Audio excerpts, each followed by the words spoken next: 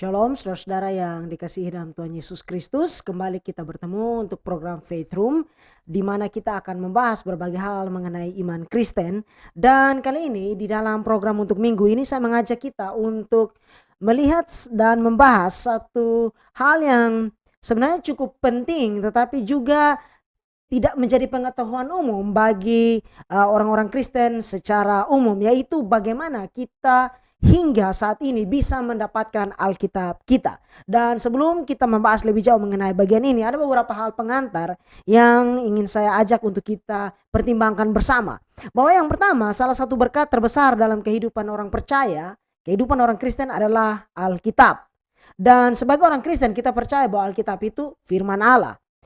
Saat saya mengatakan bahwa Alkitab itu adalah firman Allah, maka yang saya maksudkan adalah di dalam Alkitab, kata-kata di dalam Alkitab adalah benar-benar firman Allah. Dan yang coba saya ingin komunikasikan di sini bahwa Allah yang menciptakan langit dan bumi, Allah yang mengatur alam semesta, Allah yang kekal, Allah yang memegang hidup dari semua makhluk yang ada di alam semesta ini, berbicara kepada manusia dan perkataannya ada di dalam Alkitab yang kita miliki. Dan bagi saya ini adalah sesuatu yang radikal sebenarnya. Dan artinya bahwa tidak ada yang lebih penting dari menyadari bahwa kita memiliki pesan dari sorga, dari Allah yang tidak terikat, yang tidak terbatas oleh ruang dan waktu itu, yang berbicara kepada kita lewat firman-Nya yang kita miliki di dalam Alkitab kita. Nah, secara umum saudara, kita bisa melihat bahwa Allah menyatakan diri kepada umatnya dalam dua cara, atau kepada manusia dalam dua cara. Pertama yaitu penyataan umum melalui alam semesta, melalui hati nurani, dan bahkan keberadaan kita sebagai manusia adalah bukti Allah menyatakan dirinya. Saya mengutip dari Kenneth Samples, dia mengatakan bahwa sebagai puncak ciptaan Allah, manusia secara unik menampilkan citra atau gambar Allah dengan kemampuan rasionalnya, kemampuan berpikir, kehendak moralnya, kemampuan untuk membuat pilihan, keistimewaan relasionalnya atau mampu membangun hubungan, dan kualitas spiritualnya yang unik atau kesadaran-kesadaran akan hal-hal rohani. Nah, di dalam Alkitab sendiri Paulus menulis demikian di dalam Roma pasal yang pertama ayat yang ke-19. Karena apa yang dapat mereka ketahui tentang Allah nyata bagi mereka, sebab Allah telah menyatakannya kepada mereka. Allah menyatakan diri dalam alam semesta ini. Yang kedua, Allah menyatakan diri di dalam penyataan khusus. Bahwa secara lebih khusus Allah menyatakan dirinya lewat firman-Nya yang diberikan melalui para penulis Alkitab, nabi dan para rasul. Dan penyataan secara khusus ini secara tegas ada pada puncaknya dalam pribadi Tuhan Yesus Kristus. 1 Timotius 3 ayat 16 mengatakan demikian. Dan sesungguhnya agunglah rahasia ibadah kita. Dia yang telah menyatakan dirinya dalam rupa manusia, dibenarkan dalam roh, yang menampakkan dirinya kepada malaikat-malaikat, diberitakan di antara bangsa-bangsa yang tidak mengenal Allah, yang dipercayai di dalam dunia, diangkat dalam kemuliaan. Paulus sedang berbicara mengenai Tuhan Yesus di sini. Kemudian penulis Ibrani di dalam pembukaan suratnya mengatakan demikian. Setelah pada zaman dahulu Allah berulang kali dalam pelbagai cara berbicara kepada nenek moyang kita dengan perantaraan nabi-nabi, maka pada zaman akhir ini ia telah berbicara kepada kita dengan perantaraan anaknya yang telah ia tetapkan sebagai yang berhak menerima segala yang ada. Oleh dia Allah telah menjadikan alam semesta. Ibrani pasal yang pertama ayat 1 dan 2 jelas menunjukkan bahwa Allah menyatakan dirinya di dalam pribadi Yesus Kristus. Dari firman-Nya kita juga belajar mengenal Allah, melihat sifat dan perbuatannya. Kita melihat bahwa Allah itu kasih, Allah itu adil, Allah itu setia, dia panjang sabar, dia peduli, dan lain sebagainya. Kita bisa melihat karakter demi karakter dari Allah yang dinyatakan di dalam Alkitab. Dan yang berikut bahwa di dalam firman Allah kita melihat Allah menyatakan kehendaknya. Nah saudara, kita tentu ingat bahwa saat mungkin kita masih bersekolah dulu di SMP, di SD, ada satu organisasi yang sangat-sangat saya kagumi dan sangat-sangat saya bersyukur akan keberadaan mereka, yaitu Gideon. Mereka tahun demi tahun membagikan Alkitab kepada banyak orang, baik kepada anak-anak sekolah, mahasiswa, bahkan ditaruh di hotel-hotel Alkitab-Alkitab itu. Nah saudara, pernahkah saudara membaca bagian awal dari kitab itu atau Alkitab itu, atau prakata dari Alkitab Gideon itu, bagian pendahuluan dari Alkitab Gideon, di mana menjelaskan mengapa mereka membagikan Alkitab. Dan di sana ada satu bagian yang unik yang dicatat oleh organisasi ini di dalam Alkitab yang mereka bagi itu. Mereka menuliskan demikian. Alkitab berisi pikiran Tuhan, keadaan manusia, jalan keselamatan, penghukuman bagi para pendosa, dan kebahagiaan bagi mereka yang beriman. Ajaran-ajaran dalam Alkitab bersifat kudus, ketetapannya mengikat, sejarahnya benar, dan keputusannya tidak berubah. Bacalah kitab ini agar menjadi bijak. Percayalah pada firman-Nya agar selamat, dan lakukanlah untuk menjadi kudus. Alkitab berisi terang yang menuntun, makanan yang menguatkan, dan sukacita yang menghibur Anda. Ia adalah peta bagi pelancong, tongkat bagi musafir, kompas bagi pilot, pedang bagi prajurit, dan piagam bagi orang Kristen. Disinilah Firdaus dipulihkan, sorga dibuka, dan gerbang-gerbang neraka ditutup. Ini satu pesan yang luar biasa, mengajak kita untuk mengerti dan melihat pentingnya firman Tuhan itu, pentingnya Alkitab bagi kita. Dengan demikian saudara, saya merasa perlu bahwa bagi orang percaya, kita perlu untuk mengenal dan mengetahui bagaimana sampai kita bisa memiliki Alkitab pada saat ini. Dengan beberapa alasan. Pertama, bahwa Alkitab adalah firman Allah. Allah berfirman kepada umatnya dan firman-Nya itu dinyatakan di dalam Alkitab yang kita miliki. Yang kedua saudara, ada kesalahan-kesalahan pemahaman dalam melihat kitab suci orang Kristen. Yang kemudian kesalahpahaman itu menimbulkan penolakan dan bahkan tuduhan terhadap keabsahan Alkitab sebagai firman Allah. Jadi di sini saudara, pokok penting dalam kita melihat Alkitab bahwa Allah mengilhamkan firman-Nya kepada para penulis Alkitab. Baik itu menyampaikan firman itu secara langsung seperti yang terjadi dengan para nabi perjanjian lama, di mana ada bagian-bagian di mana mereka mencatat kembali apa yang mereka dengar atau yang Allah nyatakan kepada mereka yang mereka terima dari Tuhan secara langsung. Contoh dalam perjanjian lama kita menemukan sering ada frasa di sana yang muncul, yaitu berfirmanlah Tuhan. Atau di mana meskipun mereka mencatat dengan pemilihan kata, gaya bahasa, gaya penulisan, dan nuansa bahasa mereka, tetapi proses itu terjadi di bawah pengilhaman dan kendali Roh Kudus. Dalam hal ini saudara, saya ingin membuat catatan bahwa mereka bukan seperti dalam tanda petik dirasuki oleh Roh Kudus, tetapi dituntun oleh Roh Kudus, bahkan lewat proses penulisan yang nampak wajar, nampak alami itu. Nah, bandingkan apa yang Paulus tulis di dalam 2 Timotius pasal yang ketiga ayat 16. Segala tulisan yang diilhamkan Allah memang bermanfaat untuk mengajar, untuk menyatakan kesalahan, untuk memperbaiki kelakuan, dan untuk mendidik orang dalam kebenaran. Segala tulisan yang diilhamkan Allah. Ini menuntun kita kepada dua hal penting mengenai Alkitab, yaitu ineransi Alkitab dan infallibility Alkitab. Artinya bahwa Alkitab itu tanpa kesalahan, ineran, karena tidak mungkin memiliki kesalahan. Infallible. Nah, sebagai catatan bahwa hal ini merujuk kepada autograf atau Alkitab yang pertama kali ditulis oleh penulis itu, pesannya, makna dan tujuannya bukan pada hal teknis seperti salinan dan terjemahan. Kita akan lihat hal ini lebih jauh. Nah, sebagai catatan saudara bahwa karena topik mengenai sejarah Alkitab ini adalah topik yang sangat luas, meliputi budaya, sejarah, dan berbagai proses dan aspek-aspek penting lainnya, maka pembahasan kali ini tidak dimaksudkan memberikan penjelasan yang exhaustif atau menyeluruh atau komprehensif untuk topik ini, tetapi dengan tujuan agar kita bisa memiliki pengetahuan mendasar mengenai sejarah Alkitab kita. Nah, di sini saudara, saya ingin mengangkat satu hal yang penting ketika berbicara mengenai Alkitab, yaitu kanon Alkitab. Bahwa berbicara mengenai sejarah Alkitab dan bagaimana hingga kita bisa memiliki Alkitab yang kita miliki secara lengkap saat ini, maka saya ingin memfokuskan pembahasan ini kepada poin utama, yaitu kanon Alkitab itu. Apa itu kanon Alkitab? Saya mengutip dari F.F. Bruce, seorang teolog. Dia mengatakan demikian. Ketika kita berbicara tentang kanon kitab suci, kata kanon memiliki arti yang sederhana. Artinya daftar kitab-kitab yang terdapat dalam kitab suci, daftar kitab-kitab yang diakui layak untuk dimasukkan ke dalam kitab-kitab suci suatu komunitas ibadah. Dalam konteks Kristen, kita dapat mendefinisikan kata kanon sebagai daftar tulisan yang diakui oleh gereja sebagai dokumen pewahyuan ilahi. Dalam pengertian ini, kata kanon itu tampaknya pertama kali digunakan oleh Athanasius, uskup Alexandria, dalam sebuah surat yang diedarkan pada tahun 367 Masehi. Kata kanon telah masuk ke dalam bahasa kita. Nah, bahasa yang di sini dimaksud adalah bahasa Inggris oleh si penulis F.F. Bruce melalui bahasa Latin dari kata Yunani kanon. Dalam bahasa Yunani, kata kanon itu berarti tongkat, terutama tongkat lurus yang digunakan sebagai pengukur. Dari penggunaan ini muncul arti lain yang mana kata kanon ini umumnya dikenakan dalam bahasa Inggris sebagai ukuran atau standar. Nah, secara sederhana saudara, kata kanon ini dalam penggunaannya bagi Alkitab, maka merujuk kepada kitab-kitab yang memenuhi standar untuk masuk ke dalam Alkitab. Sebagai catatan bahwa kanon Alkitab yang dibahas di sini adalah kanon Alkitab yang diakui, diterima dan digunakan oleh Kristen Protestan.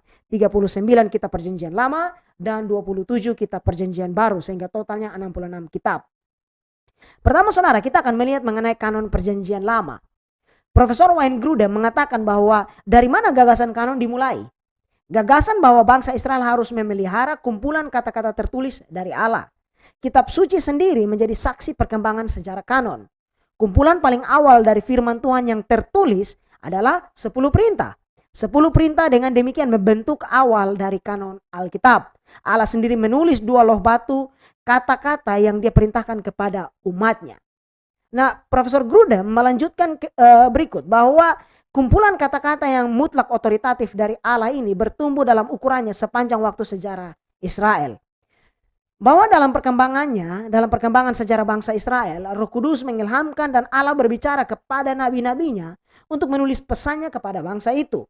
Dan ini kemudian membuat koleksi kitab-kitab yang masuk ke dalam kanon Perjanjian Lama bertambah sampai pada akhir proses penulisan itu. Alkitab Perjanjian Lama yang kita miliki saat ini mengikuti dan sama dengan yang dipakai pada zaman Tuhan Yesus dan para rasul, yaitu yang dikenal dengan istilah Tanakh. Torah, 5 kitab Musa, Nefim, kitab nabi-nabi, dan Ketuvim, kitab-kitab tulisan-tulisan. Nah, F.F. Bruce mengatakan demikian. Kitab-kitab dalam Alkitab Ibrani secara tradisional berjumlah 24. Disusun dalam 3 bagian. Pembagian pertama adalah Torah, hukum atau petunjuk, yang terdiri dari 5 kitab Musa, Kejadian, Keluaran, Imamat, Bilangan, dan Ulangan. Pembagian kedua adalah Nefim, kitab para nabi.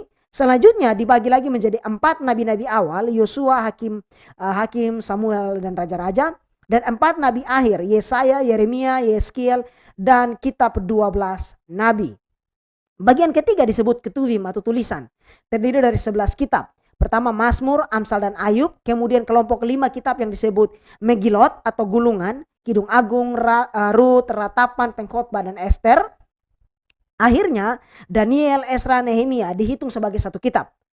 Lalu Tawarik. Ini adalah pengaturan yang secara teratur diikuti dalam Alkitab Ibrani edisi cetak. Ini menurut F.F. Bruce.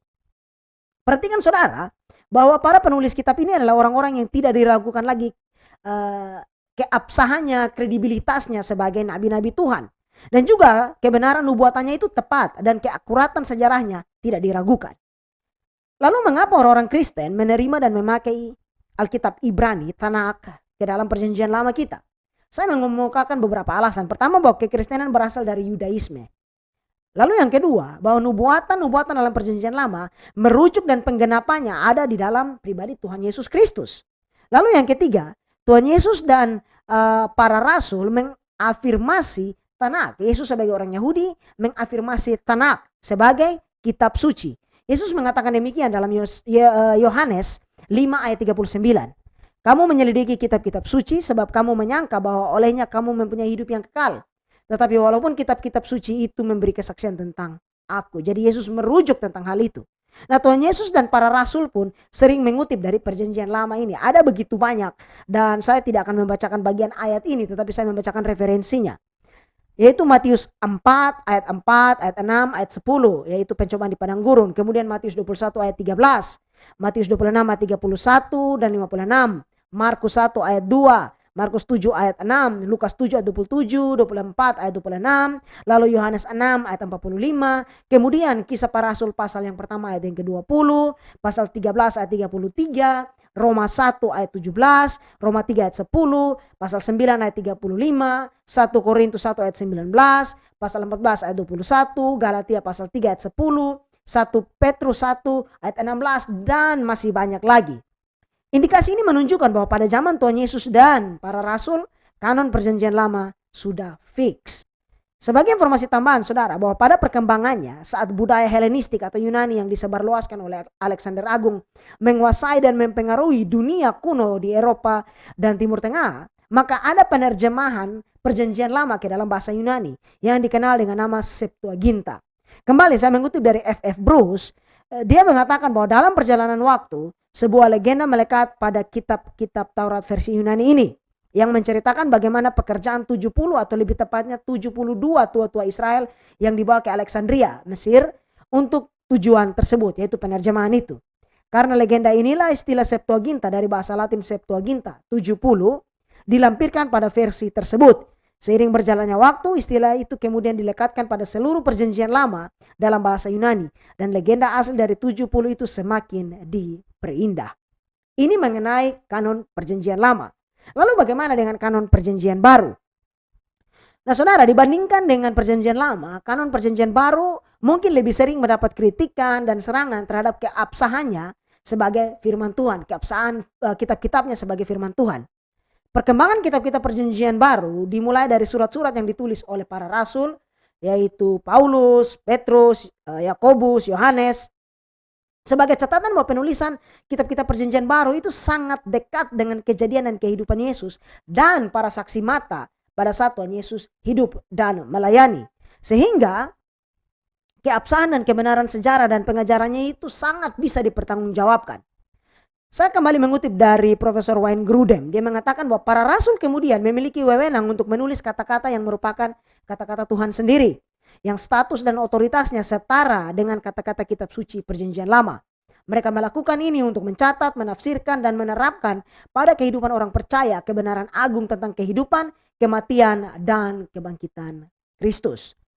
Nah meskipun perkembangan penetapan kanon perjanjian baru ini melalui berbagai konsili atau sidang gereja, tetapi kitab-kitab dalam perjanjian baru ini sudah lama diterima bahkan sejak abad pertama. Sebagai contoh, surat-surat Paulus sudah diafirmasi oleh Petrus.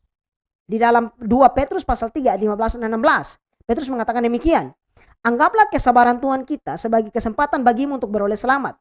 Seperti juga Paulus, saudara kita yang kekasih, telah menulis kepadamu menurut hikmat yang dikurniakan kepadanya. Hal itu dibuatnya dalam semua suratnya apabila ia berbicara tentang perkara-perkara ini. Dalam surat-suratnya itu ada hal-hal yang sukar difahami, sehingga orang-orang yang tidak memahaminya dan yang tidak teguh imannya memutarbalikannya menjadi kebinasaan mereka sendiri, sama seperti yang juga mereka buat dengan tulisan-tulisan yang lain. Jadi Petrus berbicara mengenai surat-surat yang ditulis oleh Paulus, dan Petrus mengafirmasi tulisan dari Paulus ini. Di samping itu, bahkan bapak-bapak gereja banyak mengutip bagian-bagian dari perjanjian baru. Lalu pada tahun 367 Masehi, seorang bapak gereja, yaitu Athanasius dari Alexandria, sudah menggunakan istilah kanon ini dengan daftar 27 kitab perjanjian baru yang kita miliki sekarang. Dan pada konsili Kartage tahun 397 Masehi, 397 Masehi, kembali memuat 27 kitab perjanjian baru dan diafirmasi oleh gereja. Nah, mengelaborasi lebih jauh, saudara, ada 2 pertanyaan berbeda tentang pengakuan akan kanon perjanjian baru ini. Pertama, apa yang menyebabkan generasi pertama orang-orang Kristen atau orang Kristen abad pertama menerima, menyalin, membaca, mempelajari, dan mengedarkan tulisan-tulisan itu? Apa yang menyebabkan mereka menerima tulisan-tulisan itu sebagai tulisan yang otoritatif atau sebagai firman Allah? Dan pertanyaan yang kedua berkaitan dengan mereka yang hidup setelah zaman para rasul. Bahwa faktor apa yang membuat mereka menerima tulisan-tulisan tertentu yang memiliki otoritas Tuhan di belakang mereka itu. Bagaimana mereka menentukan karya mana yang otoritatif dan mana yang tidak? Nah, mengenai kedua pertanyaan ini ada beberapa penjelasan yang mungkin bisa dipertimbangkan. Yang pertama, bahwa kerasulan dari para penulis ini menjamin otoritas dari tulisan mereka. Yang kedua, semua kitab dalam perjanjian baru ditulis pada abad pertama. Sehingga jika ada kesalahan atau keberatan tentu akan langsung diketahui dan diperdebatkan pada saat itu. Sebaliknya, saat muncul pengajaran-pengajaran yang menyimpang dari apa yang diajarkan oleh para rasul, maka hal itu ditolak oleh sidang para rasul itu dan pemimpin serta jemaat mula-mula pada saat itu. Contohnya apa yang menjadi pembahasan di sidang di Yerusalem dalam Kisah Para Rasul pasal 13, di mana ada yang pergi ke Antioquia mengajarkan satu pengajaran yang bertentangan dengan dasar iman Kristen mengenai hal keselamatan. Rasul Paulus menolak hal itu. Dia dan Barnabas menentang keras pengajaran bahwa orang-orang non-Yahudi harus menjadi Yahudi atau harus mentaati hukum-hukum Taurat atau tradisi Yahudi baru bisa diselamatkan. Mereka memperdebatkan hal itu, dan Paulus dan Barnabas harus pergi ke Yerusalem. Para rasul bersidang di sana dan akhirnya diputuskan bahwa apa yang diajarkan oleh Paulus dan Barnabas adalah hal yang benar. Kemudian yang ketiga, saudara, tulisan-tulisan itu diterima secara luas oleh jemaat-jemaat abad pertama. Nah, mungkin ada penjelasan-penjelasan lebih jauh, ada tambahan-tambahan informasi yang lebih jauh yang bisa saudara temukan saat saudara mempelajari bagian ini lebih dalam. Ini hanya beberapa hal yang saya angkat untuk memotivasi kita untuk melihat dan memikirkan serta menggali lebih jauh apa yang sedang kita bahas di sini mengenai sejarah Alkitab ini. Saudara, lebih lanjut, saya kembali mengutip dari F.F. Bruce dalam bukunya The New Testament Documents, Are They Reliable? Nah, dia menjelaskan dalam buku itu mengenai kanon perjanjian baru demikian. Kepercayaan Kristen yang bersejarah adalah bahwa Roh Kudus yang mengendalikan penulisan masing-masing kitab, juga yang mengendalikan pemilihan dan pengumpulannya. Dengan demikian memenuhi janji Tuhan kita bahwa dia akan membimbing murid-muridnya kepada seluruh kebenaran itu. Nah, F.F. Bruce kemudian melanjutkan bahwa satu hal yang harus dinyatakan dengan empati, bahwa kitab-kitab perjanjian baru tidak menjadi otoritatif bagi gereja karena secara resmi dimasukkan ke dalam daftar kanonik. Sebaliknya, gereja memasukkan kitab-kitab itu ke dalam kanonnya karena gereja sudah menganggap kitab-kitab itu adalah kitab yang diilhami secara ilahi, mengakui nilai bawaan mereka dan secara umum otoritas apostoliknya, langsung atau tidak langsung. Sederhananya begini, saudara, bahwa gereja menerima dan memasukkan kitab-kitab itu ke dalam kanon, bukan kemudian barulah itu menjadikan kitab-kitab yang masuk itu otoritatif atau sebagai firman Allah. Sebaliknya, karena gereja sudah mengakui bahwa tulisan-tulisan para rasul itu adalah firman Allah, adalah tulisan yang diilhamkan oleh Roh Kudus, maka mereka mengafirmasi dan meneguhkan hal itu. Kemudian saudara, poin terakhir yang ingin saya angkat untuk kita renungkan dan mengetahui bersama adalah mengenai penyalinan dan penerjemahan Alkitab. Salah satu hal penting dalam melihat bagaimana Alkitab bisa bertahan dan tersedia hingga saat ini adalah dengan melihat bagaimana Tuhan memelihara firman-Nya di dalam perkembangan dan perjalanan sejarah. Pada zaman Alkitab ditulis, belum ditemukan mesin cetak. Maka cara yang digunakan adalah menyalin kitab-kitab itu. Orang-orang Yahudi memiliki kelompok yang mereka sebut ahli Taurat, dan para ahli Taurat ini dijelaskan oleh Don Carson bahwa ahli-ahli Taurat ini adalah orang-orang yang menyusun dokumen-dokumen hukum. Mereka juga menyalin kitab-kitab suci perjanjian lama. Mereka juga mengabdikan diri untuk mempelajari hukum Taurat dan penentuan penerapannya dalam kehidupan sehari-hari. Mereka juga mempelajari kitab suci sehubungan dengan hal-hal doktrinal dan sejarah. Jadi penyalinan demi penyalinan sudah terjadi. Kemudian untuk perjanjian baru, hal yang mirip juga dilakukan. Bahwa sebagai contoh ada surat yang ditulis dan dikirim oleh Rasul Paulus kepada jemaat tertentu, maka sepertinya disalin lalu diedarkan dan surat itu dibawa kepada jemaat-jemaat yang lain. Nah, contoh yang cukup unik adalah di dalam surat Paulus kepada jemaat di Kolose pasal yang keempat ayat yang ke-16. Dia mengatakan bahwa, dan bila mana surat ini telah dibacakan di antara kamu, usahakanlah supaya dibacakan juga di jemaat Laodikia, dan supaya surat yang untuk Laodikia dibacakan juga kepadamu. Itulah sebabnya kita memiliki lebih dari 5.000 salinan teks Yunani, lebih dari 10.000 dalam bahasa Latin, dan lebih dari 9.000 salinan dalam bahasa-bahasa lain seperti Syriak, Koptik, dan lain sebagainya. Di samping itu, hampir lebih dari 36.000 kutipan dari Alkitab yang dikutip dalam tulisan para bapak gereja. Ini cukup banyak, saudara, sehingga keabsahan Alkitab dan keterpeliharaannya bisa kita pertanggungjawabkan hingga saat ini. Kemudian saudara, karena Alkitab itu ditulis dalam bahasa Ibrani, bahasa Aram, dan bahasa Yunani, maka tentu sukar bagi kita untuk memahaminya dalam bahasa asli di mana Alkitab itu ditulis. Dan bahkan bahasa itu sudah tidak secara umum dipakai pada saat ini karena bahasa itu sifatnya dinamis, berubah sejalan dengan perkembangan zaman. Tetapi kita patut bersyukur bahwa dalam sejarahnya Allah membangkitkan orang-orang yang dengan semangat dan dengan tekun menerjemahkan Alkitab itu. Terjemahan yang paling pertama mungkin adalah Septuaginta itu, yaitu terjemahan perjanjian lama ke dalam bahasa Yunani. Nah, di sini saya mengutip dari situs Wycliffe Bible Translators menjelaskan sejarah singkat penerjemahan Alkitab demikian. Tampaknya penerjemahan Alkitab selalu menjadi bagian integral dari misi Tuhan. Tidak ada tempat yang lebih mencolok daripada gereja Syria awal. Hebatnya, gereja yang ingin dianiaya oleh Saulus dalam Kisah Para Rasul 9 menjadi pusat misi. Terjemahan pertama kitab suci di era Kristen adalah ke dalam bahasa Syriak sekitar tahun 170 Masehi seperti yang diucapkan di Damaskus. Kegiatan penerjemahan Alkitab kemudian menyebar dari Suria selama berabad-abad berikutnya ke Armenia, Georgia, Samarkand, dan seterusnya. Septuaginta hampir selalu merupakan teks sumber untuk perjanjian lama pada tahap ini. Itu adalah terjemahan dari bahasa Ibrani ke bahasa Yunani. Selesai sekitar tahun 130 sebelum Masehi untuk orang-orang Yahudi berbahasa Yunani. Sekitar tahun 382 Masehi, Paus menugaskan sekretarisnya Jerome untuk menghasilkan terjemahan baru dalam bahasa Latin. Sebagaimana versi-versi berbasis Septuaginta boleh dikatakan agak berantakan. Jerome memulai tugas dengan gentar yang dilaporkan tetapi juga dengan sangat serius. Dia belajar bahasa Ibrani dan berkat kaya Origenes dapat mengakses teks-teks kitab suci dalam bahasa Ibrani dan Yunani. Pernyataan yang dikaitkan dengannya bahwa ketidaktahuan akan kitab suci adalah ketidaktahuan akan Kristus. Mengungkapkan sesuatu pada hasratnya, artinya semangat dari Jerome ini untuk menerjemahkan Alkitab. Terjemahan yang dihasilkan diproduksi dalam bahasa Latin yang dikenal sebagai Vulgata. Kita hampir tidak menyadari betapa banyak istilah kunci dari Jerome yang telah kita adopsi ke dalam bahasa Inggris. Ini karena situsnya ditulis dalam bahasa Inggris dan saya terjemahkan ini.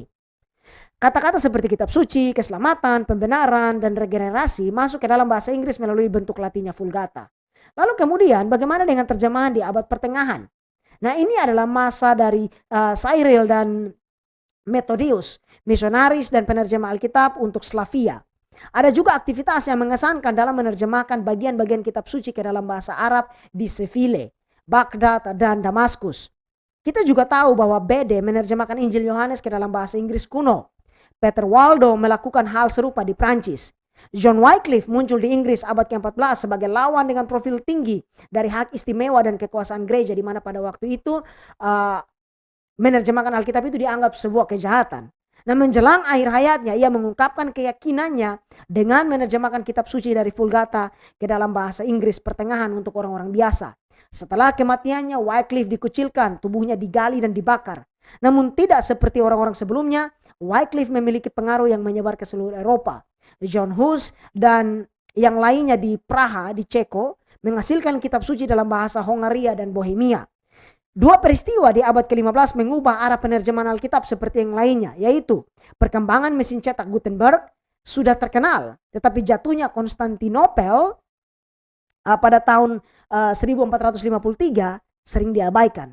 Pengetahuan dan akses ke teks-teks Yunani dan Ibrani telah mengering di gereja barat. Gereja timurlah yang menyimpan pengetahuan lama ini. Jadi ketika Konstantinopel jatuh, para sarjana melarikan diri ke barat sambil memegang teks Yunani dan Ibrani mereka. Mereka berakhir di Paris, di London, dan Rotterdam. Erasmus dari Rotterdam lah yang menghasilkan edisi teks Yunani Perjanjian Baru pada tahun 1516. Mencetak Alkitab menciptakan kemungkinan distribusi yang sama sekali baru. Dan dengan tersedianya teks Yunani berarti terjemahannya jauh lebih akurat. Gabungkan kedua faktor ini dengan keinginan yang tumbuh yang dibangkitkan oleh Wycliffe seperti untuk membaca kitab suci sendiri, dan Anda dapat melihat bagaimana adegan terjemahan Alkitab telah diubah. Pada tahun 1600, versi cetak di seluruh Alkitab telah muncul dalam 15 bahasa Eropa. Terjemahan William Tyndale dari Alkitab ke dalam bahasa Inggris pada tahun 1530-an menonjol bagi penutur bahasa Inggris. The King James Version yang terbit tahun 1611 mempertahankan banyak karya inovatif dari Tyndale. Langkah penerjemahan Alkitab melambat dalam 200 tahun berikutnya. Tetapi mengikuti pertemuan misi di sekitar pantai Afrika dan India, pekerjaan itu meningkat lagi di bagian pertama abad ke-19. Henry Martin meninggal karena sakit di Armenia pada usia 31 tahun, tetapi tidak sebelum dia menerjemahkan Perjanjian Baru ke dalam 3 bahasa. Misi William Carey di Sarampore di India berhasil menerjemahkan Alkitab ke dalam 40 bahasa di sana. Pada tahun 1880, Uskup Anglikan berbahasa Yoruba Samuel Ajayi Crowther telah menjadi penerjemah bahasa ibu Afrika pertama. Abad ke-20 melihat tanda-tanda yang semakin penuh harapan. Setelah Perang Dunia I tahun 1914 sampai 1918 berhenti, maka Summer Institute of Linguistics didirikan pada tahun 1934 oleh Cameron Townsend dan organisasi Wycliffe yang mengikutinya. Ini adalah abad ketika teknologi baru kembali membuat dampak besar pada upaya penerjemahan Alkitab. Komputer, ponsel, dan internet merevolusi metode, kecepatan, dan kualitas terjemahan serta distribusinya. Saat ini seluruh Alkitab telah diterjemahkan ke hampir lebih dari 700 bahasa yang berbeda. Dan dengan lebih dari 2.500 proyek terjemahan aktif yang sedang berlangsung, gerakan penerjemahan Alkitab menjadi lebih kuat dari sebelumnya. Nah saudara, apa implikasinya? Bahwa dari sejarah perkembangan Alkitab ini saya ingin menarik 2 poin penting sebagai penutup. Pertama, di sini kita melihat bahwa Allah yang kita sembah adalah Allah yang peduli, yang mau menyatakan dirinya dan membangun hubungan dengan umatnya. Yang kedua, Allah adalah Allah yang setia dalam mengilhamkan, mendistribusikan atau menyebarkan dan memelihara firman-Nya. Nah, kita sebagai orang-orang percaya dengan demikian perlu untuk dengan setia, dengan semangat mengasihi firman Tuhan, membaca, berdoa, meminta Roh Kudus menolong hati dan pikiran kita untuk mengerti, dituntun di dalam kebenaran firman itu, dan hidup di dalam ketaatan sehingga nama Tuhan dipermuliakan. Di akhir dari video ini saudara, saya akan melampirkan daftar-daftar referensi dan juga bacaan lanjutan yang bisa menolong saudara untuk mendapatkan referensi lebih jauh mengenai topik pembahasan kita ini. Tuhan Yesus berkati.